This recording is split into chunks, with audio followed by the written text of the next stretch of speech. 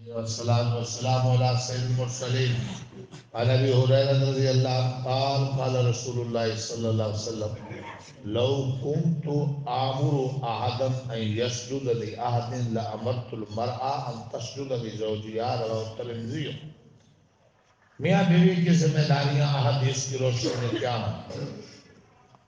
سنن ترمذی شریف کی حدیث ہے، سیدنا ابو ہریرہ رضی اللہ عنہ راوی ہیں، جس کا مضمون یہ ہے کہ اگر اللہ کے غیر کے لیے سجدے کی گنجائش ہوتی تو عورتوں کو اپنے خامدوں کے لیے سجدے کا حکم ہوتا۔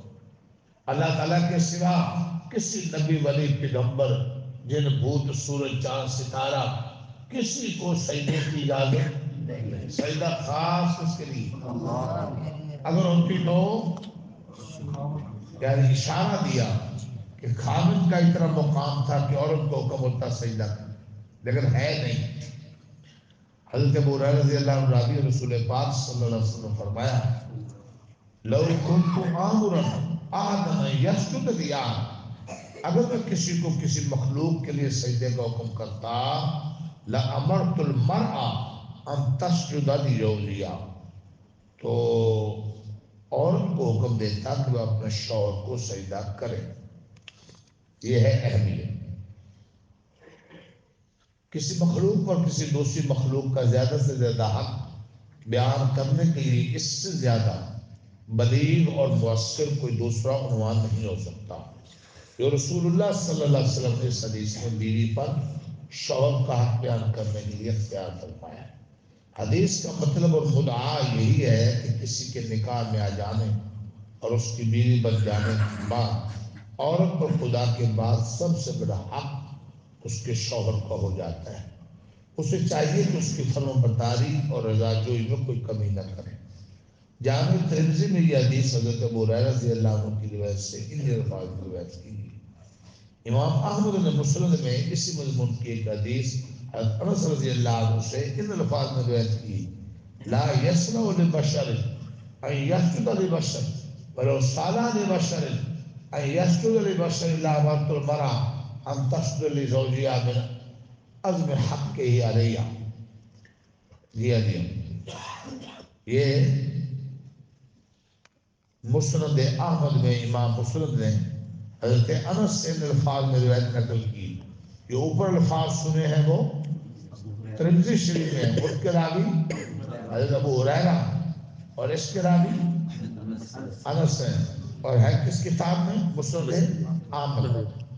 مضمون وہی ہے، الفاظ کا فرق کہ کسی آدمی کے لیے یہ جائز نہیں کہ وہ کسی دوسرے آدمی کو سجدہ کرے۔ اگر یہ جائز ہوتا تو میں عورت کو حکم دیتا کہ وہ اپنے شوہر کو سجدہ کیا کرے، کیونکہ اس پر اس کے شوہر کا بہت بڑا حق ہے۔ سنن ابن ماجہ میں یہی مضمون حضرت عبداللہ ابن ابی اوفا کی روایت سے حضرت معاذ بن جبل کے ایک واقعہ کے ضمن میں بیان کیا گیا ہے۔ اس روایت میں واقعہ اس طرح بیان کیا گیا ہے کہ مشہور انصاری صحابی معاذ بن جبل رضی اللہ عنہ ملک شام گئے ہوئے تھے۔ جب وہاں سے واپس آئے تو انہوں نے رسول اللہ صلی اللہ علیہ وسلم کے حضور میں سجدہ کیا۔ آپ نے تعجب سے پوچھا ما ھذا یا معاذ، یہ کیا کر رہے ہو کہ تم مجھے سجدہ کر رہے ہو؟ انہوں نے عرض کیا میں شام گیا تھا، وہاں کے لوگوں کو میں نے دیکھا وہ اپنے دینی پیشواؤں پادریوں کو قومی سرداروں کو سجدہ کرتے ہیں، تو میرے دل میں آیا کہ ایسے ہی ہم بھی آپ کو سجدہ کیا کرتے۔ آپ نے ارشاد فرمایا ایسا نہ کرو۔ اس کے بعد ارشاد فرمایا فَإِنِّي لَوْ كُنْتُ عَامِرًا أَحَدًا أَن يَسْجُدَ لِغَيْرِ اللَّهِ لَأَمَرْتُ الْمَرْأَةَ أَن تَسْجُدَ لِزَوْجِهَا۔ اگر میں کسی کو اللہ کے سوا کسی اور کے لیے سجدہ کرنے کے لیے کہتا تو عورت سے کہتا کہ اپنے شوہر کو سجدہ کرے۔ یہ کہاں؟ سنن ابن ماجہ، یہ تیسری حدیث کی کتاب ہے۔ عبداللہ ابن ابی اوفا کی روایت ہے۔ واقعہ کن کا ہے؟ معاذ بن جبل کا۔ وہ چونکہ وہاں کا ماحول دیکھ کر آئے، گورنر بن کر گئے تھے، یمن میں شام میں آئے تو وہاں لوگ اپنے مذہبی پیشواؤں کو کیا کرتے ہیں؟ انہوں نے کہا ہم بھی کریں، حضور نے منع کر۔ سنن ابی داؤد میں اس سے ملتا جلتا ایک دوسرا واقعہ رسول اللہ صلی اللہ علیہ وسلم سے عرض کیا تھا کہ وہ سجدہ تحیہ ہی کے بارے میں، یعنی احترام جس کو لوگ تعظیمی سجدہ کرتے ہیں، جی ہاں، اس کا تو شبہ بھی نہیں کیا جا سکتا تھا۔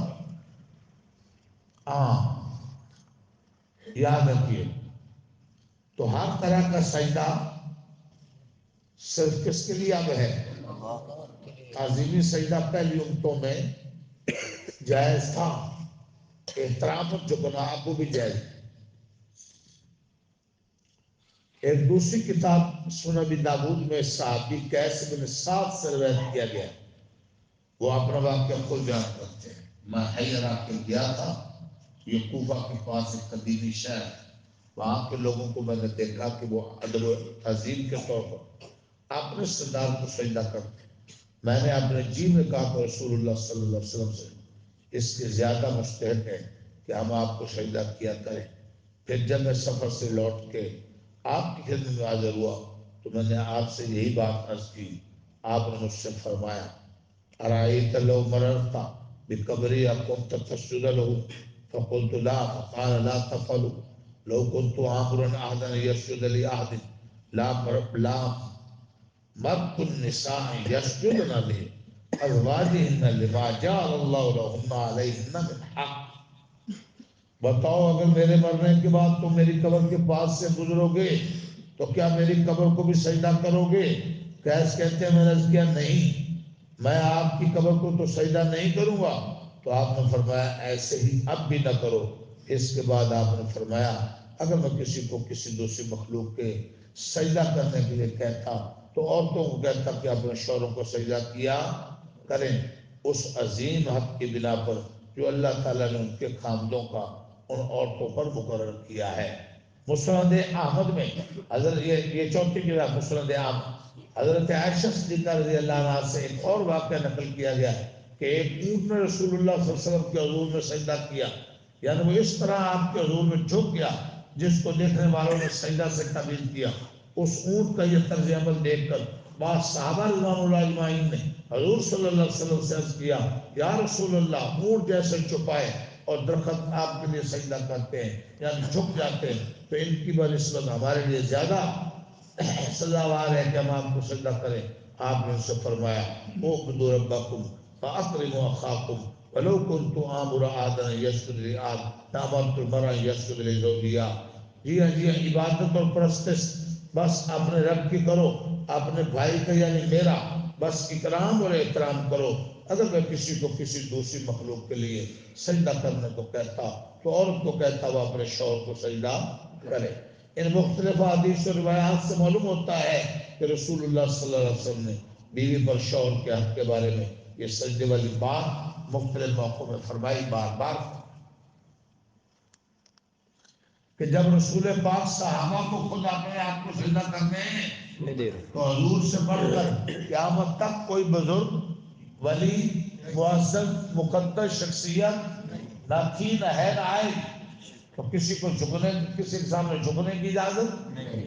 حضور نے صحابہ کو روک کہا اگر اس کو گنجائش ہوتی تو میں عورت کو کہتا وہ، تو اس میں اشارہ یہ ہے کہ خامد کا مقام بیوی کے لیے بہت زیادہ اونچا ہے، وہ جھکنے کی اجازت خامد کے سامنے بھی بیوی کو نہیں ہے۔